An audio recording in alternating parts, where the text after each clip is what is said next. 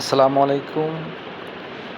সকল বন্ধু বান্ধব বান্ধবী, আত্মীয় স্বজন, শুভাকাঙ্ক্ষী এবং কাছের লোক এবং ব্যবসায়ী ভাই ও বোনেরা, আপনারা সবাইকে আজকে আমাদের ফ্যামিলির পক্ষ থেকে ঈদ মোবারক।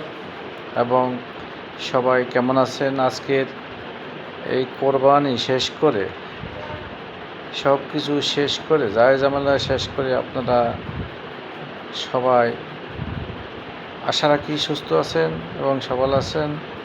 সবাই সবার জন্য দোয়া করবেন এবং আমিও আলহামদুলিল্লাহ ভালো আছি। এবং আপনারা যেখানে আছেন অবশ্যই জানাবেন ভালো আছেন কিনা।